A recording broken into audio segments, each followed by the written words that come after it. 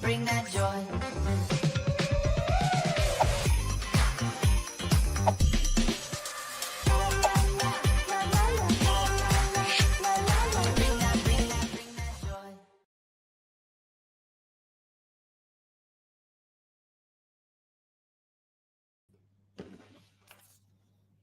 Hello, everyone. Good day, good evening, good afternoon, good morning, wherever it is you're listening from, or wherever it is you're watching from. I'm so excited to have you guys today on today's episode of the Tech Forward Talks webinar with Builders Tribe. And today we went a very long distance to source for this speaker for this month's edition of Tech Forward Talks, because I think for us at Builders Tribe, what we try to do is to make sure that we're constantly giving value to people who are building their products, everyday people who are building their products, their startups, and their ideas. We make sure that we give you guys value that you can apply to what it is you're building. Or if you have an idea for your future, you get to build some of these ideas. So we went forward and today we have a special guest. His name is Wael Khoury. Wael Khoury is a star HR practitioner. Okay, he has been in HR for a very long time, for over decades now, and he's doing a lot of amazing job with making sure like businesses are equipped with the skills and the strategies it takes for them to become a change ready startup. And we're very excited to have him today, to have him on the webinar today. Today's webinar title, drum roll, it's called the Change Ready Startup, Upskilling Teams for Growth and Innovation. This is a very exciting topic, and we cannot wait to unpack everything Wael Khoury has for us. Welcome to the webinar, guys. We have some interesting people. Adri says, can't wait to learn from the great Wael. We're ready to learn from Doyi. All right, guys, we always do this. You have to tell us where you're watching from. Tell us where you're watching from. Let me give you a shout out. I know I promised some people a shout out on my LinkedIn that if you get here and you drop a comment, I will personally give you a shout out. So this is the opportunity to get a shout out. Tell me your name and tell me where you're watching from. Chinedi says he's ready to learn. Where are you watching from and what is your name? We're very excited about this session.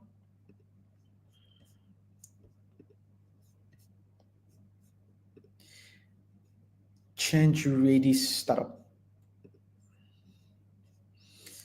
Okay, we have Adri. Adri says she's watching from Doha, Qatar.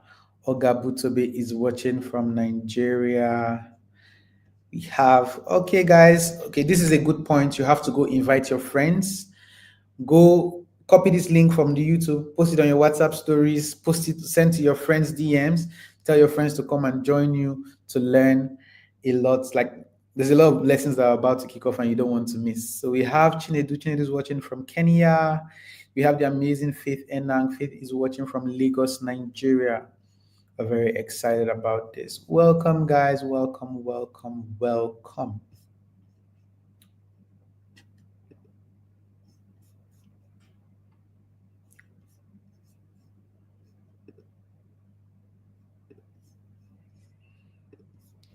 Okay, so right now we're going to bring up Wael on stage. Hello, Wael. Welcome. We're excited to have you here with us today. Hey, Michael, how's it going? Thanks for having me tonight. Really excited about this. We've been talking Yes, about this for a while, and it's a pleasure to be with you. yes, we also have people, more people are tuning in. Eniola is watching from Nigeria as well. Welcome, Eniola. Welcome, everyone. We're very excited about this session today. Yeah, shout out to everybody logging in and then tuning in from around the world. And it's excited to be with you all. Yes. All right. Well, so we always ask a customary question. You have to tell us one fun fact about yourself, or tell us something, an interesting hobby that you have. Ooh, okay. So, fun fact is I'm afraid of heights, right? But I've actually bungee jumped. I've done rock climbing and cliff jumping and things like that. So people don't understand that what's the difference between both. Like, I think that for me, there's a difference where I know that if I'm going to do this, I'm more or less going to be safe. But nevertheless, I think that's one thing which is a bit interesting. I think that I don't do, being afraid of heights, right? But I've done bungee jumping and it's kind of a bit of a daredevil sometimes in some of those areas. What we do recently was exciting. I bought tickets last year actually to a Metallica concert in Denmark, and for me and my elder two kids. And then we booked a year ago. Then we finally traveled. We did that last year. It was a 2 night show. It was amazing and fantastic. But then it turned into a whole family trip. Right? The whole family came along, and we just spent a couple of weeks in around Copenhagen and Denmark. But that was a big exciting thing we did last year. That's very exciting. Exciting to hear all of that. Someone is saying Adri is saying in the comment section, I'm afraid of heights too, and I can't wait to skydive. I Um, know, right? I think it's one thing I haven't done yet, right? But we'll think about it. But gotta do it that's sooner than later. exciting. Okay, Mr. Wow, look, we want to know a little more about you. So tell us a little more about you, your experiences, and some of the amazing work that you do. Well, thank you so much. I think so. I've been in human resources or human capital for about 20 years now, right? So I've done my master's in HR in Florida at Rollins College. I've done a bunch of certifications as well in the HR realm, like SPHR, GPHR. I'm an appreciative inquiry facilitator as well. And I've got about 20 years working in industry and in consulting. So I work with Big Four like EY and Deloitte. I was head of HR for Elmana Group here in Qatar. I built and ran that group HR function for about 16 companies across the region. And, those conglomerates are into luxury retail and sports divisions, and they've got F&B outlets and cinemas, etc. So that was a very exciting exciting time to kind of work for them. And it was interesting because you're running operations and you're trying to build something, right? And you really are managing change and taking the organization through a lot of changes that are happening. Done some work with Redo as well, and then I opened my own firm last year after a long time. I think, right? Said it was about time to do that, and it's been a fantastic journey so far. Really kicked off, I would say, last September or so. Done a few projects last year, which were great, and then established the GCC HR and leadership centers as well on LinkedIn, and it's grown to another WhatsApp group. And we just had our first event yesterday as well, our first talk to get some people together. So yeah, lots of exciting things happening, and more plans on the way as well.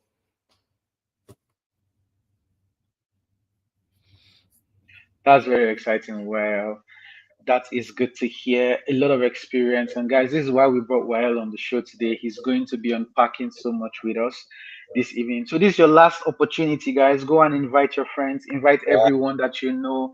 They should tune in now. The flight is about to take off.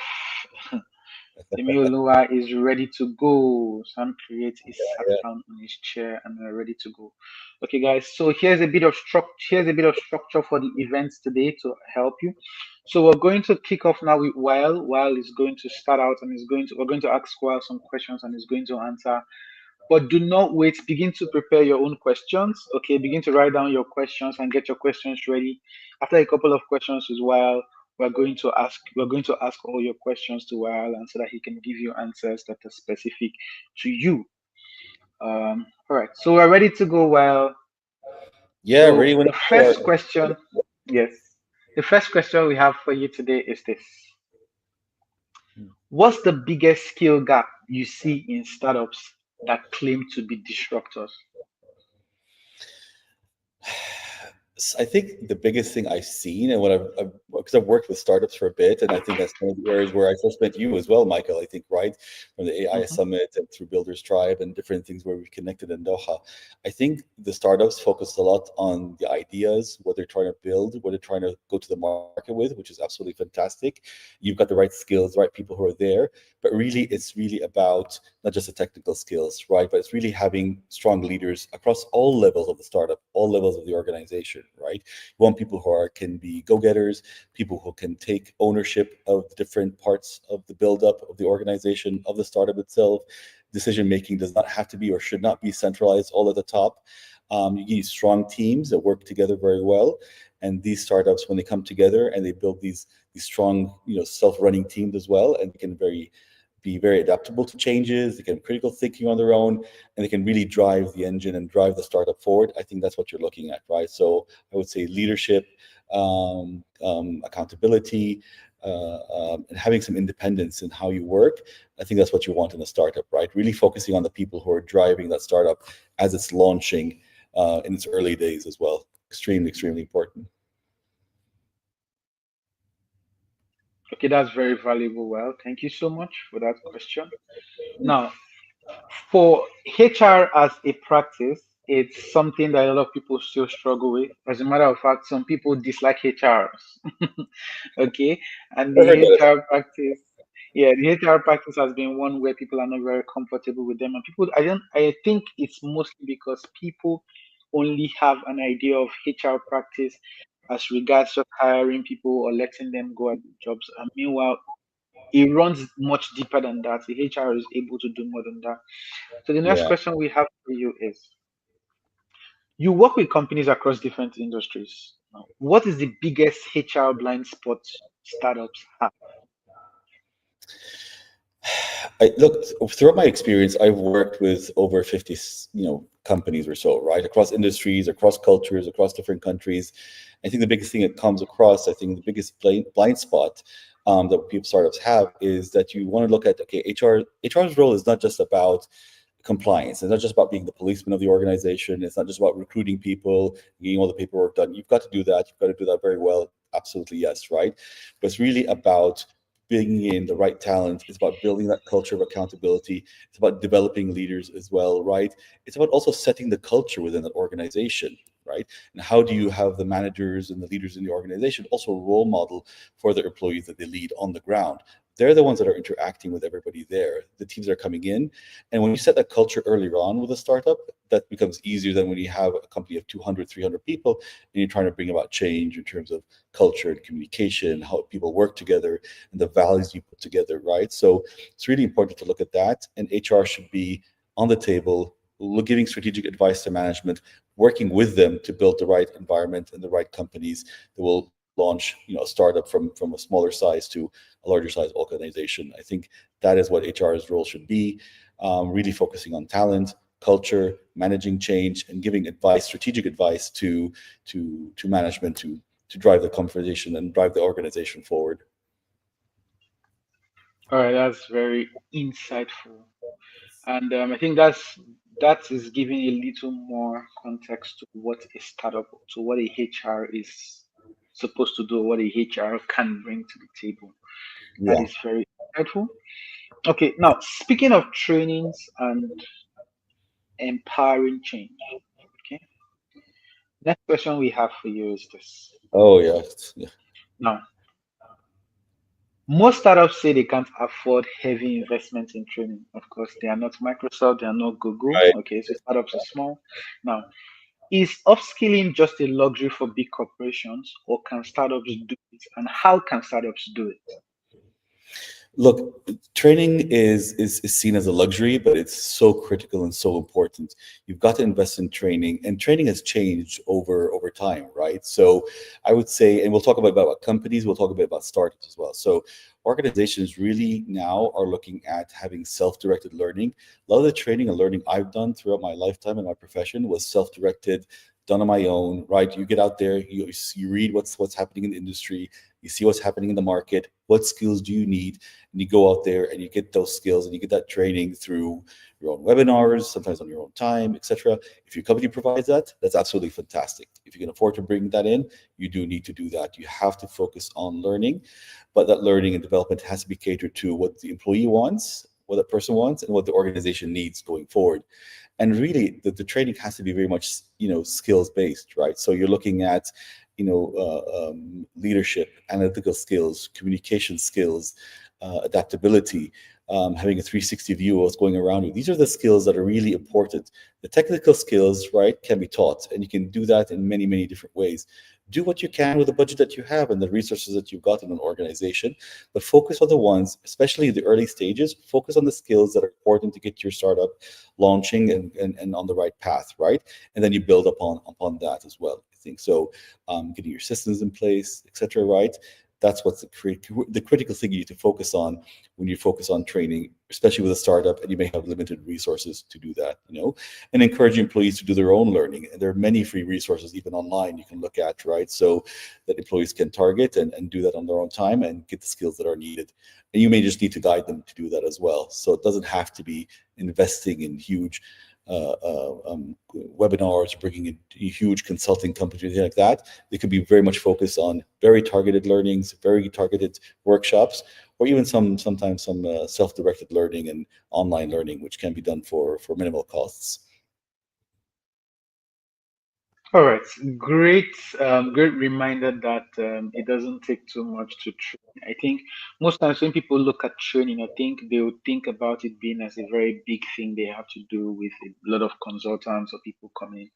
But it's great perspective you've provided now as to how even personal trainings are very insightful and very valuable to the company as well. Great.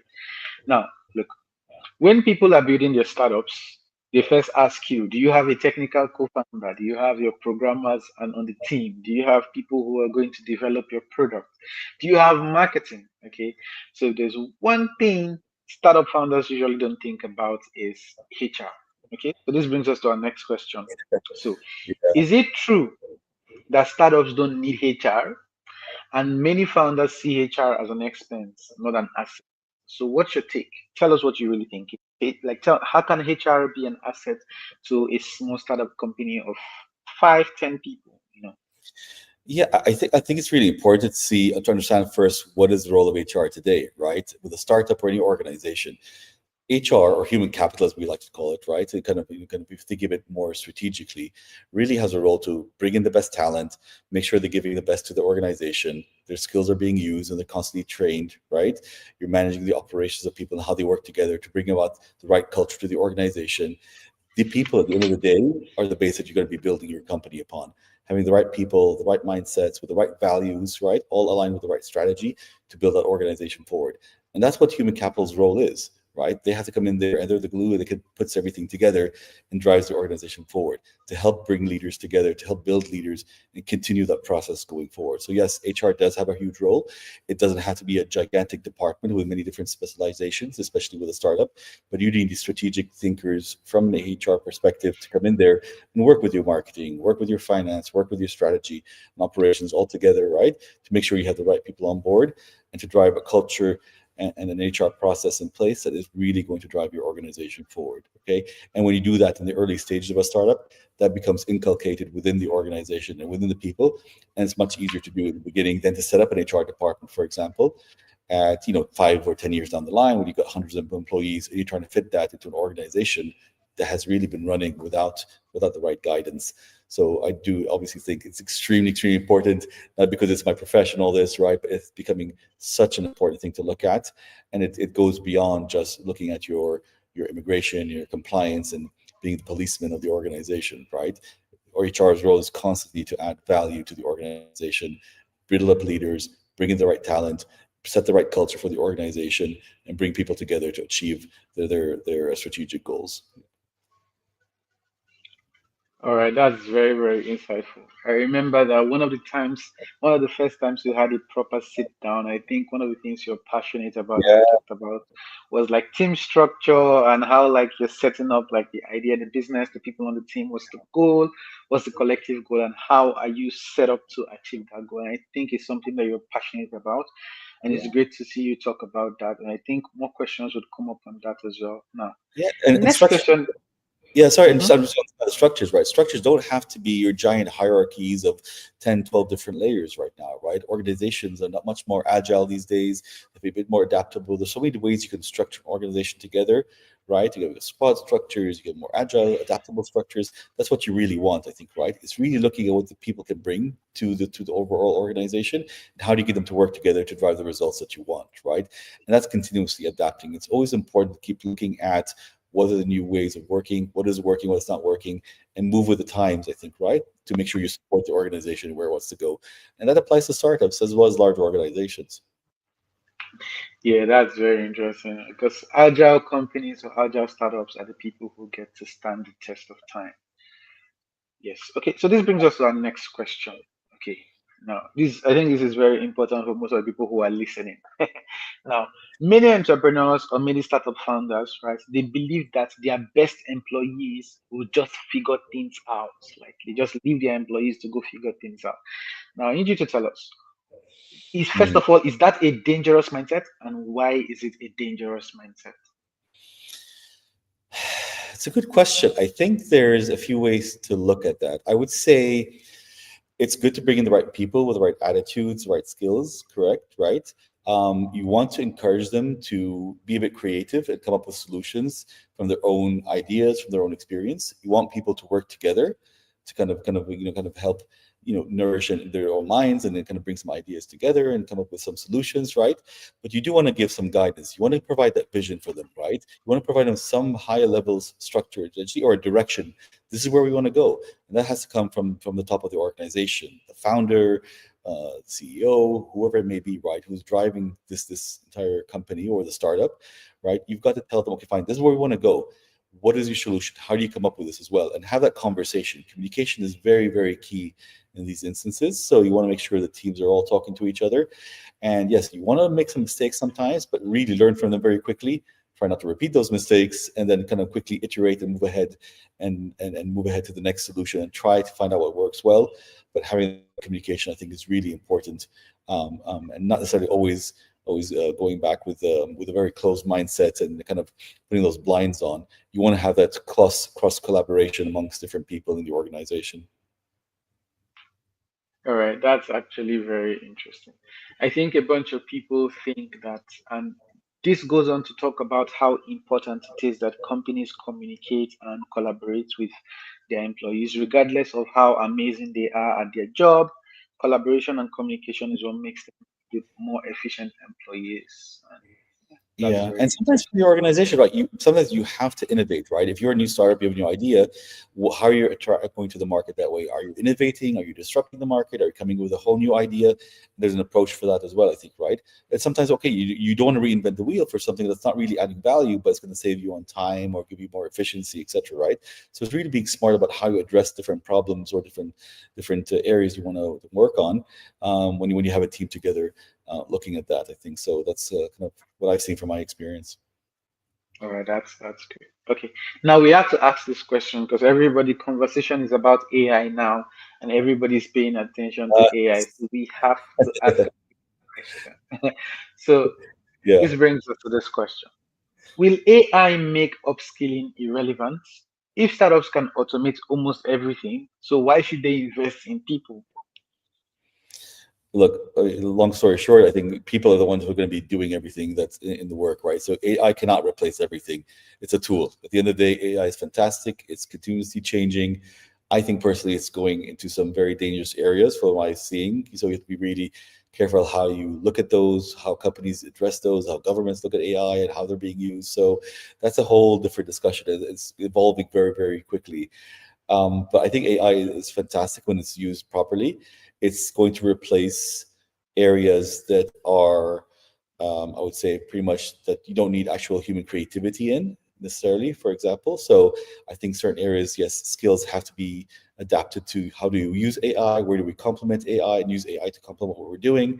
But I don't think it's going to replace human instinct or certain creativity or how do you make decisions, because not everything is broken down into ones and zeros, as they used to say, right? So really the human factor is extremely important, and that's something I don't think you can replicate. That always has to be there, and you need strong leadership to say, okay, fine, how are we using AI to help us reach the goal that we want, not replace us and take us to where we want to go. So I think startups that really want to focus too much on AI have to really be careful and balance that with the right people on board, with looking at their strategies, looking at innovation, creativity, etc., their experience that you cannot replicate. So I think it has to be looked at very, very carefully.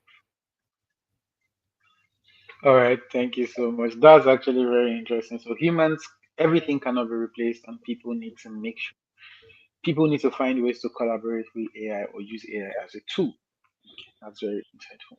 So we have to at this point, guys. Remember the title of our webinar is the Change Ready Startup: Upskilling Teams for Growth and Innovation. So I'm seeing some questions roll up coming for a few minutes ago. So we have one more question or two with Wael before we can jump in and begin to answer questions from the audience. So if you have a question now is a great time to begin to write your questions down because we're going to quickly run in to your questions and start asking them.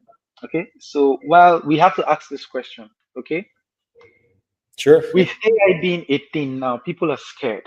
Okay, most people have different careers and what they're working on. They're scared. They're concerned.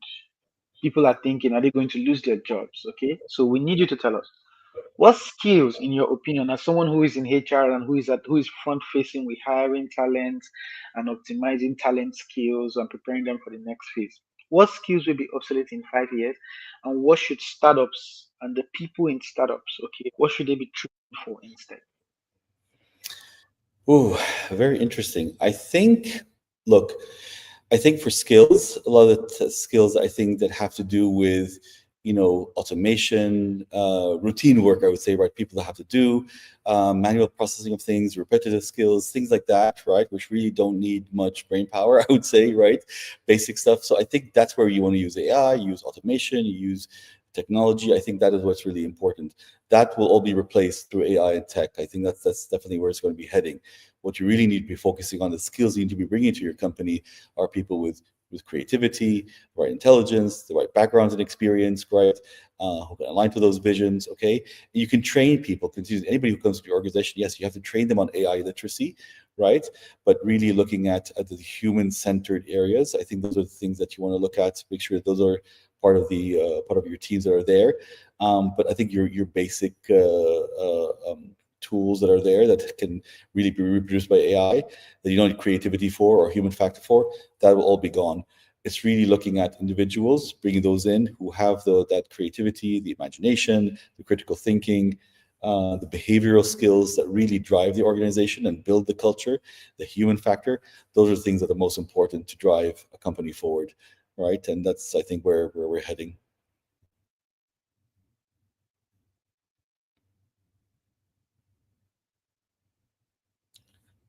Oh, I think I lost you, Michael. I can't hear you. I think you're muted. Okay. There you go. So we're trying to keep this session as short as possible so that people can Yeah, get all yeah. the value they can get in the shortest possible No time. worries. Okay. So while we're going to jump into some questions from some of the people on that are watching live, okay, Sure, and sure, yeah. so we can begin to give them value. Yeah, I'm So seeing a there's lot a of question from questions. Temi Olua. So Okay. she says, how do you encourage innovation within teams that may not traditionally see themselves as creative? Look, I think definitely there are levels of creativity within each individual, but I think you've got to give teams and individuals the room to breathe, right? Stop giving them necessarily all that structure there. Tell them the direction you want to take the organization or your department. Tell them the values that we all aspire to have or we live by in the company, and tell them where you want to go. And just give them some space, I think, right? Give them some room to breathe. Let them be on their own for a while and see what comes up there, right? So in that silence that they're on their own, creativity will come up. Let them work in teams together where they brainstorm ideas, right? So if you can go through brainstorming sessions, you can have different ways of getting that creativity out there. Let them tap into their own experiences. I think you want to reward ideas and idea sharing, even if it maybe not work in the beginning or it doesn't seem logical to you. But you don't want to stifle people giving input and be giving creative solutions, right? Let that be a work in progress. I think there's one way to do it. And you have to keep repeating that for the people in the organization. And that's how you build a culture of creativity and independence. As long as you've given them, okay, this is the ultimate goal we want to head to, this is the direction we want to go. I think that's the best way of doing it. All right. Thank you so much. I hope that answers your question, Timmy. So there's a question from Cynthia. So I think this question is close to our heart. So we talk about training and upskilling your team. So Cynthia is asking, but how do startups go about this training and upskilling their teams without overwhelming their team? Absolutely, and I'm a startup myself. Where I started off last year with my own firm. I know what you're talking about. Really, you have to look at, okay, fine. What are the priorities? What are the key things you want to get in place as you ramp up your startup, and have this plan, correct? Right, first quarter, second quarter this year. What are the key things that are important to put in place? Who are the right people you want to bring on board in terms of skills and attitude and values that help you drive the company forward? And you have to prioritize. I think you really have to look at prioritizing the tasks that give you the most value for your company for the long term.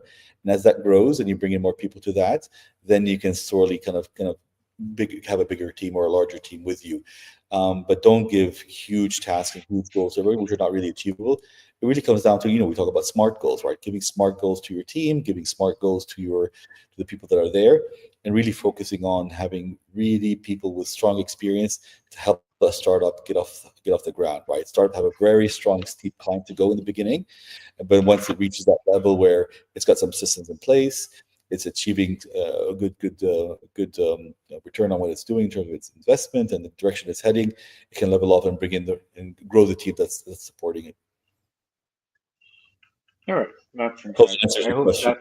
Yes, I hope that gives answer to your question. Okay, so the next question we have here is from Adri. So Adri says, how can startups balance upskilling their teams while maintaining productivity in a fast-paced environment?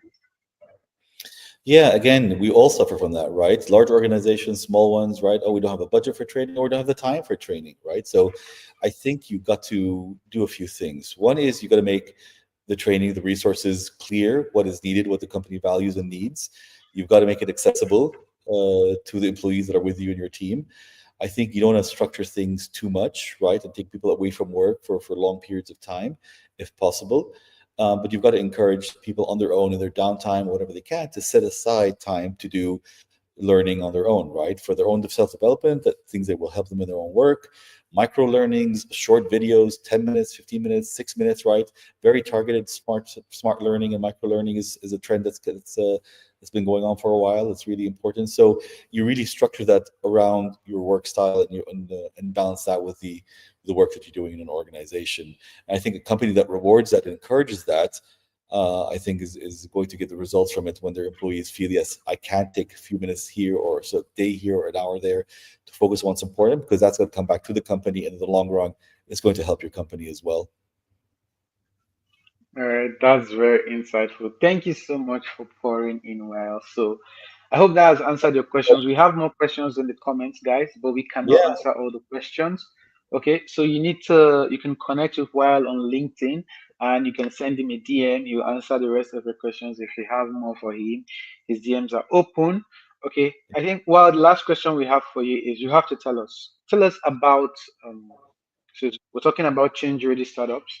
Tell us yeah. about the work you do at Lopez Corey and tell us about how people who are building their small businesses and people who have like startup who are setting up their startups or have startups already, how can they work with Lopez? Look, yeah, I think when I started off my firm last year, really my whole passion has been about human capital, organizational development, change management, leadership development, team building. These are the big areas that I've always been passionate about, what I like doing in the realm of HR. I think what we do is falls into those areas. So we're all about really helping organizations use the people they have, bring in the right talent, smart people in together, right skills, the right attitudes, the right values to drive the organization forward, right? So I think this is what we mostly focus on and help companies adapt to change, right? Change is constant, it's all around us. How do you adapt to change and help companies grow using the people that run the organization and are part of the organization? And yes, we do work with startups, with large conglomerates. We work across different industries, and that's been our experience and something that's been very exciting for me to do for the past 20 years. And anybody who's got extra questions, please reach out on LinkedIn and any other forms of communication. Happy to guide and have a chat with anybody who couldn't get their answers today or couldn't get their question through. Happy to connect with everyone on the chat, and really thank you for jumping in on the call today. All right. Thank you so much, Well, for joining us. It was a pleasure to speak with you today. Guys, connect with Wael on LinkedIn. This is a spelling of Wael, Wael, like you can see There on you your go. Yeah. screen right now. So that's been okay. And then visit Lopez Curry. This is Wael's company, and you can learn a lot more about what they are doing. And you can reach out to his team, and you can see how they can assist you or bring value to you, or pretty much help you develop your team and upskill your team as well. Thank you so much, Wael. It was a pleasure to have you here. Thank you for joining us. We look forward to having you another time. Pleasure was mine, Michael. This has been a lot of fun, and thanks again for doing this. It's been a All while, but right, bye for now. thanks a lot. Take care. Yes. All right, guys, we hope you had a fun time and we hope you have learned so much in today's webinar. Change Ready Startup. Guys, well, every last Friday of the month, right, we have this webinar. So by this is March's edition on April last date, last Friday of April, we have an amazing session as well that's coming up. We have someone who's going to talk about like their products and how they've been building it. An exciting topic. I can't wait to have you in that session. Okay. If you haven't subscribed to our YouTube channel now, subscribe. We have a lot of exciting conversations like this that happen. We talk about a lot of the work we do. And at Builders Tribe, we're a community. Builders Tribe is a tech community. We're currently operating out of Qatar. We plan to expand to the rest of the MENA region. So what we do is simple. Builders Tribe is a tech community that fosters collaboration with people who work in tech. If you're a tech professional, tech investor, founder, enthusiast, you just want to know what we do, what tech is all about, or how you can build in tech. Builders Tribe is a community for you to belong to and to be a part of. We have a lot of exciting events coming up. Do not miss out. Follow us on our socials at Builders Tribe HQ everywhere. LinkedIn, Instagram, Twitter. Follow us and stay connected with us on the conversation. Guys, it was a pleasure to have you in our session today. Thank you so much, everyone who tuned in. It was a pleasure, and I hope you've learned something today. And I hope to see you in the next session. Bye, guys.